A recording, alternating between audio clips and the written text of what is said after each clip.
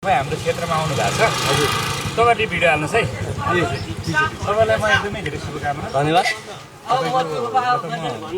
पहिला सिगरेटतिर काम गर्छु सुनमा धेरै वर्ष अगाडि तपाईलाई मेरो चाहिँ के प्रश्न भन्दाखेरि तपाईहरु सबैजनाले थाहा छ हैन हाम्रो क्षेत्र नम्बर 2 मा हजुर सम्भावित चाहिने पर्यटकीय क्षेत्रहरु यस अनि भनौं न कृषिको क्षेत्रहरु अनि त्यस पछाडि बनाउनु पर्ने बाटोहरु कहाँ कहाँ हुन्छ तपाईलाई थाहा छ हो त्यो हामी हेर्दै छौं हैन हेर्दै छ अनि पहिला भन्नु न होइन तपाई तयारी छ कि छैन तयारी भएर आको हो कि हैन भन्नु सबै तयारी भएर आको हो है किनभने यो प्रश्न गरिरहँदा तपाईलाई डोमिनेट गर्न खोजेको चाहिँ हैन एकछिन है सबैले डोमिनेट अथवा के त्यो हिसाबले भन्नु तपाईले धेरै भोट मत सङ्कलन गर्नुस् त्यो मेरो लागि मेरो तर्फबाट शुभकामना तर आम जनताको तर्फबाट चाहिँ तपाई यो क्षेत्रमा आइरहँदाखेरि यो क्षेत्रको समस्या तपाईलाई थाहा छ कि छैन भन्ने चाहिँ मेरो प्रश्न हो त्यही भएर म घर दैलो गर्दैछु क्या त्यही भएर त घर दैलोको मतलब त्यो होइन घर दैलोको मतलब त तपाईले भोट माग्नको लागि हो नि त हैन नो मेन गरी चाहिँ हाम्रो सिन्धुपाल्चोक जिल्लाको चाहिँ समस्या यो ठाउँको माटोको समस्या चाहिँ तपाईले मनन गर्नु पर्यो बुझ्नु पर्यो मजाले हुनु पर्यो हो म थाहा गर्दैछु म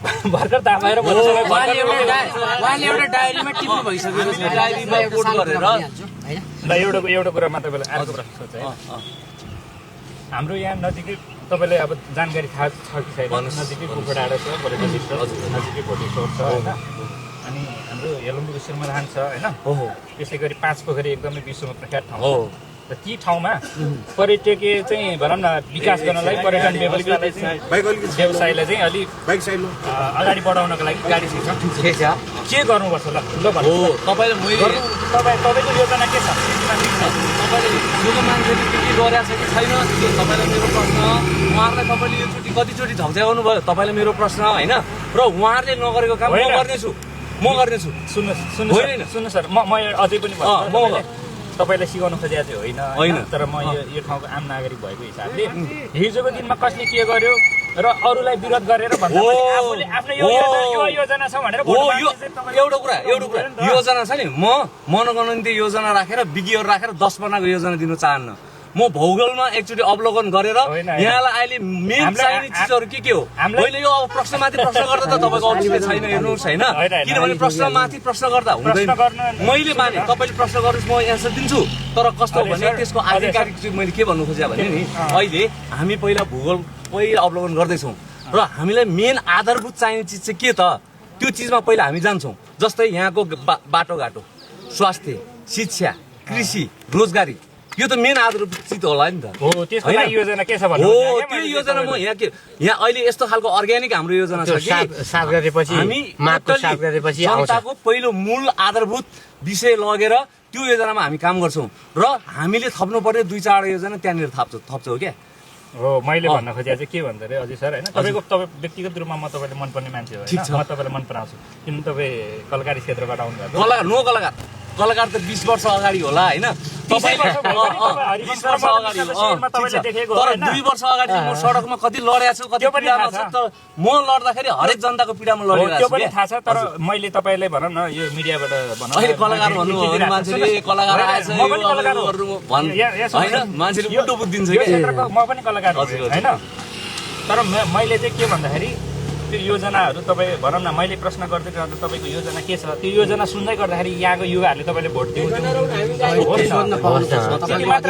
तपाई हामी सँगै बसेर अनि एउटा कुरा चाहिँ के भन्छ भने समस्या तपाईको पार्टीमा छ या कोसँग त थाहा छैन तर अरूले गलत भनेर भन्दा पनि आफ्नो योजना प्रष्ट पारेर आफ्नो योजना प्रष्टसँग लिएर जाऊ भन्ने कुरा हो जीवनमा मेरो भिडियोहरु सबै हेर्नु कसैलाई पनि मैले गलत भनेर म अर्कालाई सरापेर आउने फुर्सद पनि छैन मलाई तपाईको म आफू चाहिँ कसरी राम्रो काम गर्ने त्यो म गइरहेको छु क्या व्यक्तिगत रूपमा मैले तपाईले हेरिरहेको छु तपाई मलाई मन पर्ने मान्छे पनि हो धन्यवाद तपाईले थाहा छैन जय घण्टी अरु पार्टीले जय घण्टी अहिले जय घण्टी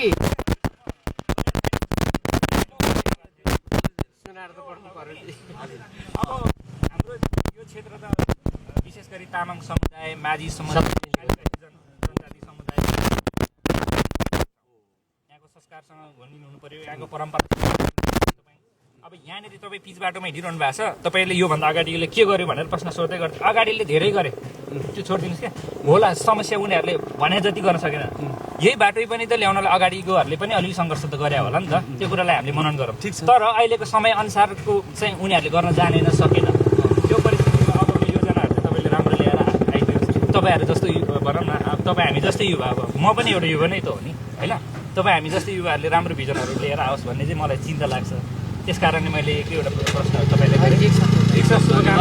उहाँहरूले ल्याएको बोरा योजनामा हामीले 30% मात्रै काम गरिदिँदाखेरि पुग्छ होला क्या। योजना कति बाँड्यो हेर्नुहोस् होइन। अब त्यो योजनामा हामीले काम गरौँ, हाम्रो योजना त भनेर कार्यान्वयन गर्दाखेरि निकै फरक पर्छ। एकचोटि हेरिदिनुहोस् न, तपाईँलाई म भन्छु एकचोटि हेरिदिनुहोस्, त्यसपछि काम गरेर देखाएन भने अनि मलाई तपाईँले के उहाँलाई पनि साथ लिएर हिँड्नुपर्छ। तपाईँ त कृपा त हामीलाई त चाहियो। तपाईँलाई भनेर न, तपाईँलाई जिताउनु पर्छ यहाँ भनेर पछाडि हिँड्दैमा चाहिँ फेरि तपाईँले साथ नदिएको, युवाहरूले साथ नदिएको भन्न मिल्दैन। तर हामी पछाडि बसेर पनि अहिलेको यो अवस्थालाई, राजनीतिक अवस्थालाई हामीले केलाइरहेका छौँ। हेर्नुहोस् को मान्छे कसरी हामी अहिले त विशेष गरी हेर्ने भने व्यक्ति केन्द्रित भएर हेर्नुपर्ने स्थिति छ। पार्टी भन्ने कुरा एउटा अलग कुरा रह्यो होइन। पार्टी भनेको पार्टीभित्र पनि गलत मान्छे उठाइरहेछ भने म मानौ म नेपाली काङ्ग्रेसको एउटा चाहिँ कार्यकर्ता रहेछु अरे मानौ है। अनि नेपाली काङ्ग्रेसबाट गलत मान्छे उठिरहँदाखेरि मैले उसलाई भोट दिनुपर्छ भन्ने जरुरी होइन। रासोमा पनि मैले गतिविधिहरू धेरै हेरिरहेको छु, राजनीतिक अवस्थाहरू होइन। एकदमै त्यो भनौँ न, पुराना दललाई गाली गरेर हुन्छ कि अरूले गाली गरेर उदाएका नेताहरू छन्।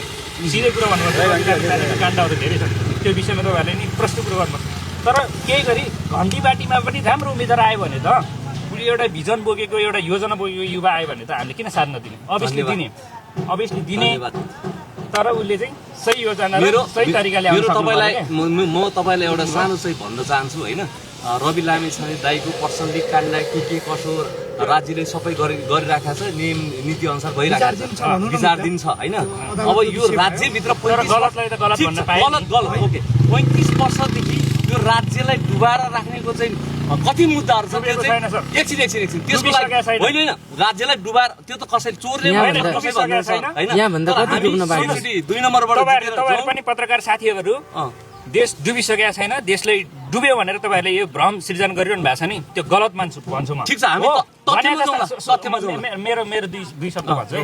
हो भने जस्तो विकास हुन सकेन, हो भनेको जस्तो के अरे युवाहरूलाई रोजगारी दिन सकेन, व्यवस्थापनमा कमी कमजोरी छ। तर अहिले हिजोको अवस्था हेर्यो भने 2060, 61 सालतिर यो रोडको अवस्था के थियो, गाउँमा स्कुलको अवस्था के थियो, गाउँमा बाटोको अवस्था के थियो। हाम्रो बाजेहरू एकछिन सर मेरो कुरा सम्झिनु ल, मेरो बाजेहरू छ नि नुन लिनलाई उहाँ साखु पुग्नु पर्थ्यो, त्यो अवस्थाबाट चेन्ज हुँदै त आएको छ नि। तर यो एकदमै सबैभन्दा खतरा भइसक्यो भन्ने मेरो विचार होइन।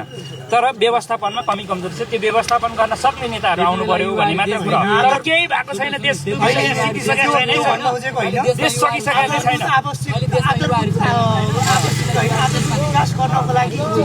सबै कुरा हुन्छ, अपडेट भर्सनमा जान्छौँ, टिकटिकेमा बस्दैनौँ हामी भन्ने लाग्यो।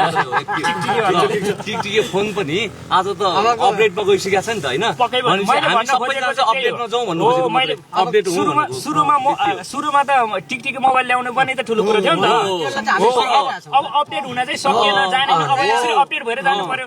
त्यो भन्दा अहिले एन्ड्रोइड मोबाइल आएको छ, अहिले एआईको समय आएको छ। अनि त्यसरी आइरहँदाखेरि त्यो टिकटिके फोन चाहिँ गलत थियो, अहिलेको एआई खतरा हो भन्न चाहिँ मिलेन क्या। राष्ट्रिय स्वतन्त्र पार्टी चाहिँ अपडेट भर्सनमा छ, राष्ट्रिय स्वतन्त्र पार्टी चाहिँ अपडेट भर्सनमा छ। मान्नु 17 प्रो म्याक्स हो ल। जय घन्टी राष्ट्रिय स्वतन्त्र पार्टी भित्रको चाहिँ योग्य मान्छेहरूलाई चाहिँ मान्छ म। जय घन्टी मान्छे चाहिँ कहाँ के भन्ने कुरा चाहिँ त्यो चाहिँ होइन, अहिलेलाई हामी फिचर गर्छौँ। ल थ्याङ्क यू सो मच है। जय घन्टी खुसी लाग्यो। बहुत खुसी।